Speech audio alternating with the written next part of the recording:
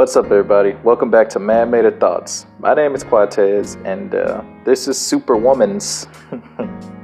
SuperWomans until issue 2. And then it becomes Superwoman. Now, okay, so I gotta tell you, I bought this issue, I bought this graphic novel, sight unseen. I was like, hey man, I like Superman ReBIRTH. This is called SuperWomans. How bad could it be? You know, the art looks really, really dope. I mean, it really looks really good, except I don't like this. A lot of the cover compositions are just weird to me, but I really like this really heroic pose going up. It's actually my favorite thing about the whole cover. It was written by Phil Jimenez and Emanuela Lupacchino actually draws a little bit of this, but when she actually starts drawing, I really don't care, because the only thing I do care about is the first issue, because it's really, really good. I'm pretty sure when they got this pull quote from IGN, it was probably based on the first issue. A really fun read, and we're very eager to see where Jimenez takes it, you know? Well, that wasn't IGN, it was Nerdist, but even still, the first issue is really good, and then it just goes into like progressive, woke, like women rule the world. Like, they have managed to, like, I didn't think it was possible, but they have managed to emasculate John Henry Irons. Do you guys know who John Henry Irons is? He's Steel, a very, very good hero from, you know, this comic, this here, The Return of Superman, where Steel embodied the soul of Superman, how he was just gonna do the right thing regardless, no matter what, no matter if it meant his own safety, he was gonna do the right thing. But in this comic, this dude is a cuck boy. Oh my God, like, he has no spine. His woman consistently does what he tells her not to do. And then she talks down to him, and he's just like, it's okay, baby, I understand completely. Like, I'm a simp in the metal armor. Like, I don't think this John Henry Irons from here, well, let me go ahead and say, you know, New 52 world. So, because it's New 52 world, we don't know. Things could have happened that in old Earth 1 that never would have happened. So, you know, obviously, him wanting to, you know, be told and bossed around by his woman, who was just like, you know, a wild card, whatever, man. Or maybe he was scared of her, I don't know. So anyway, we open with this, you know, this is Lois. This is the New 52 Lois. The premise of this book is that Clark Kent of the New 52, he died.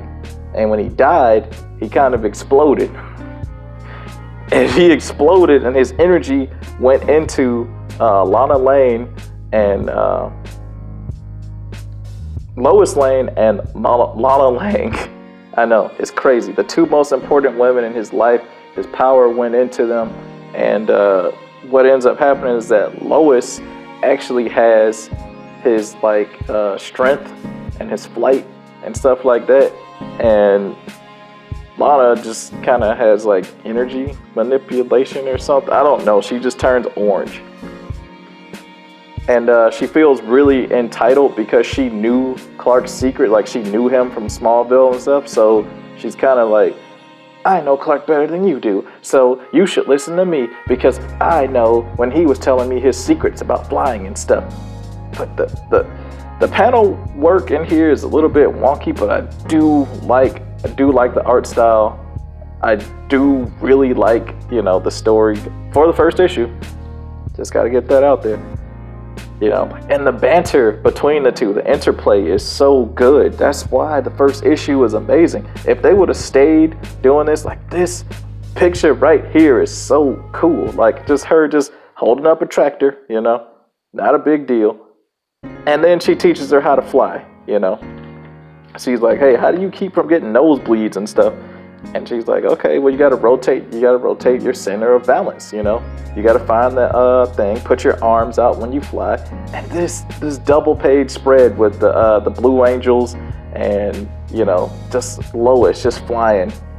It's so cool. Like, they really put a lot of work and time into like these issues. Well, this issue. But anyway, at this point in time, Lex Luthor was trying to be a good guy. He had taken the mantle of Superman, and he was like, look, I'm not a bad guy. I'm going to try to do the right thing, and I'm going to be the Superman that Metropolis deserves. So he has his own, I want to call it a triskelion, but it's not a triskelion. So it's the USS Comfort for all intents and purposes. But anyway, they sense that something is afoot because no one ever trusts Lex Luthor. That's the running theme of this thing. Don't trust the guy with an alliterative name. But anyway, you know, basically Lana's like, I don't trust him, so she starts whispering. She starts whispering to Lois, and it's just cool. Like, at this point, it's like, the barrier's not working. You need to reinforce it. Who are you talking to? I'm a little busy right now, you know, because she's trying to save them. She's using her ice breath and stuff to, you know, try to keep the ship from crashing into the city, because for some reason, it just happens that way, that they lose control of it, and it just starts, like, having a mind of its own. So she's like, man, I got to do this. And she's just zipping around the ship, doing everything in her power. Like, that is so cool, man. They don't even say, oh, I'm a woman, hear me roar. Oh, that comes in issue 2, trust me. Which we're not even going to cover. But, you know, just everything about this is cool. And like I said, she tells her, you know, just about her power set and everything. Like, hey, stay in the zone.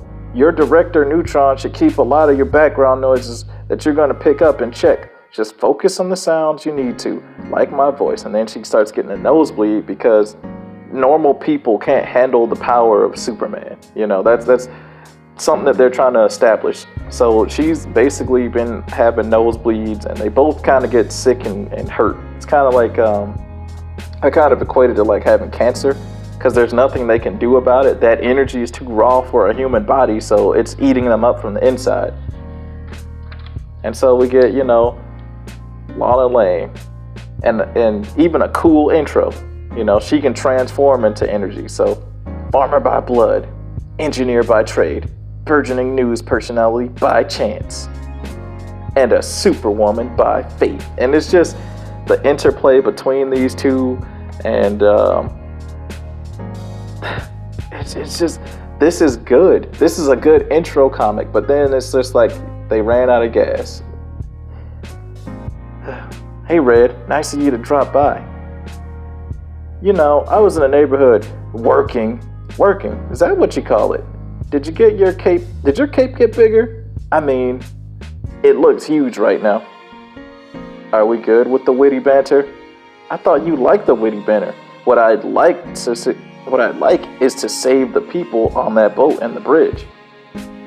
You know, just them like constant like little jabs at each other and all that stuff. And even then, this is such a cool scene. So basically, the ship is about to crash into the bridge. It'll kill a whole bunch of people if they do. They're trying everything in their power to, you know, stop it from doing it. They're like trying to melt it underwater. That's not happening. So they end up just kegeling it. Like they sit back to back, and they literally stop it by using an electromagnetic pulse and raw strength.